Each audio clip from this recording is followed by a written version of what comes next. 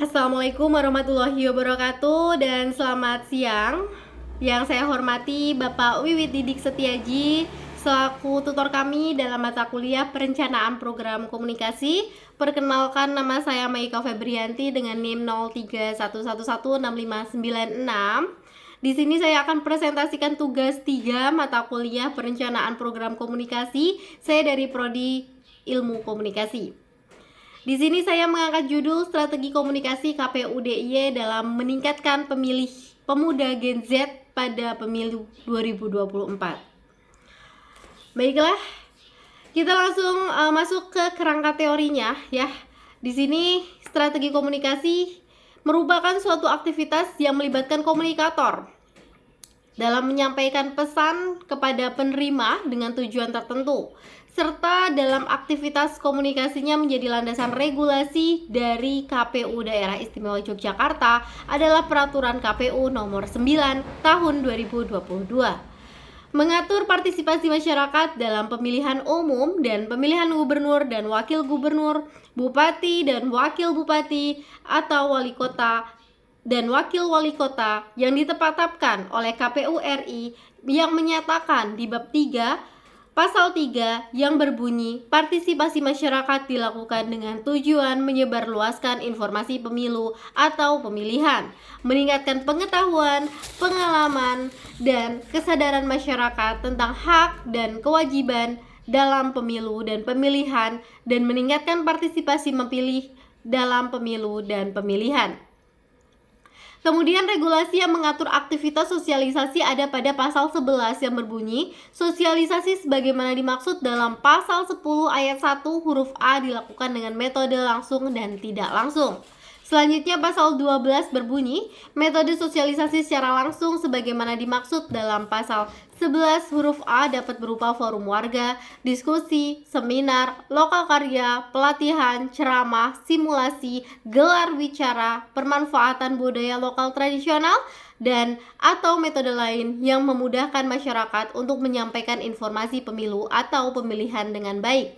Serta pasal 13 ayat 1 berbunyi metode sosialisasi secara tidak langsung sebagaimana dimaksud dalam pasal 11 huruf B dilakukan melalui media massa cetak, media massa elektronik, dan media massa online, serta media daring, media sosial, media luar ruangan, penyebaran bahan atau barang sosialisasi, media kreatif, dan media lainnya. Strategi komunikasi yang dilakukan Komisi Pemilihan Umum Daerah Istimewa Yogyakarta yakni dengan melakukan berbagai aktivitasnya dari proses pendidikan pemilih sebagai wujud untuk menyampaikan tahapan-tahapan pemilu pada pemilih pemula sebagaimana terkonfirmasi narasumbernya. Nah, apa yang dilakukan KPU? Tentu KPU melakukan proses pendidikan pemilih sesuai dengan ketugasan KPU. Nah, KPU tidak bisa nih bekerja sendiri. KPU bekerja dengan banyak pihak. Tentu dalam hal ini di mana posisi dari teman-teman itu berada yang harus diketahui. Itu salah satu strategi yang KPU lakukan. Untuk bab yang kedua, tahapan perumusan strategi komunikasi, diperlukan hal-hal dalam perumusan strategi komunikasi mencapai tujuan yang jelas serta adanya perhitungan dari segi keadaan maupun kondisi halayak.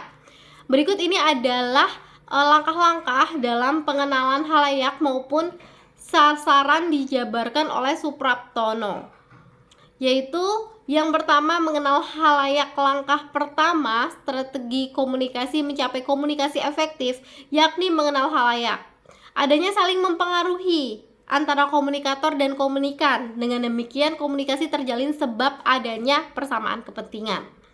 Untuk yang B, menyusun pesan. Langkah kedua yaitu menyusun pesan dengan menentukan tema dan materi. Dalam mempengaruhi halayak terdapat syarat utama, yaitu komunikator mampu membangkitkan perhatian komunikan dengan attention to action procedure, yang berarti dalam membangkitkan perhatian attention kemudian menggerakkan individu maupun kelompok dengan banyak orang dalam melaksanakan kegiatan berdasarkan tujuan yang telah dirumuskan.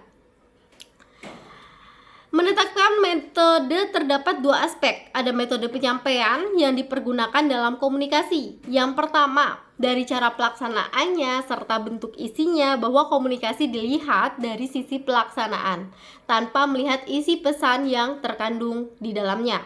Untuk yang kedua, komunikasi dinilai dari isi pesan yang terkandung maknanya. Dengan begitu, metode pertama dilihat dari cara pelaksanaannya dengan bentuk redundancy dan channelizing. Adapun metode kedua dilihat dari isi pesan yang dikenal sebagai metode informatif, persuasif, dedukatif, dan koersif.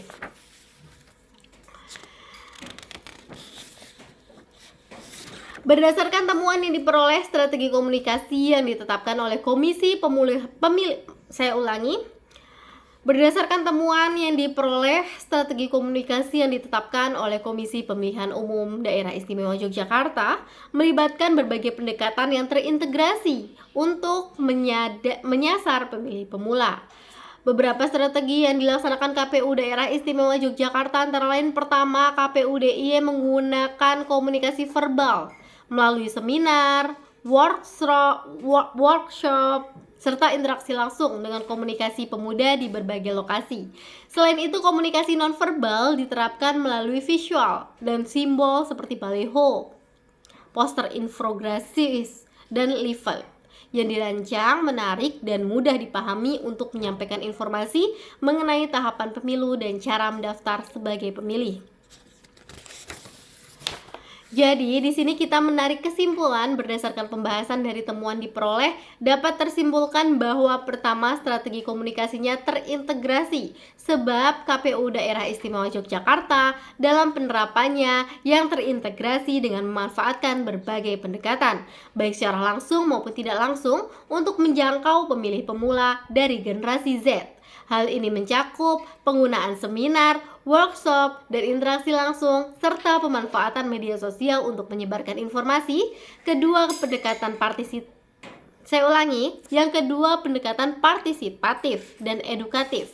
Kendati demikian, karena KPU DIY fokus pada peningkatan kesadaran dan pemilihan pemilih muda melalui program edukasi yang menarik seperti KPU Gas to School, Gas to Campus, Gas to Pesantren, Gas to Cafe, dan lain-lain. Metode sosialisasinya melibatkan diskusi interaktif dan nonton bareng film KPU RI untuk menarik minat pemilih Gen Z. Yang ketiga, pemanfaatan media sosial. Menurut analisis peneliti, yaitu media sosial menjadi alat penting dalam strategi komunikasi KPU Daerah Istimewa Yogyakarta. Salah satu platformnya seperti Instagram, YouTube, TikTok, X, atau Twitter digunakan untuk menyampaikan informasi secara kreatif dan menarik untuk mendekatkan dengan pemilih pemula dan meningkatkan partisipasinya. Keempat, dari segi identifikasinya, halayaknya di penelitian ini menekankan pentingnya identifikasi halayak dalam merumuskan strategi komunikasi. KPU DIY melakukan analisis terhadap karakteristik demografis dan preferensi media pemilih pemula untuk memastikan pesan disampaikannya dengan baik. Kelima, meskipun ada upaya yang signifikan dalam meningkatkan partisipasinya, terdapat tantangan seperti kurangnya pemahaman pentingnya pemilu dan hambatan administrasi yang menghalang partisipasi mereka. Untuk yang keenam, penelitian ini merekomendasikan agar KPU Daerah Istimewa Yogyakarta terus mengembangkan strategi komunikasi yang lebih inovatif dan responsif terhadap karakteristik pemilih muda, serta memperkuat kolaborasi untuk menjangkau lebih banyak pemilih pemula.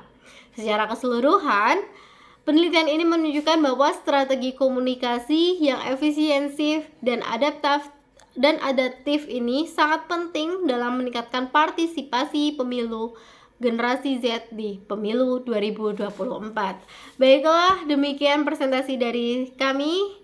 Saya Meika Febrianti, terima kasih.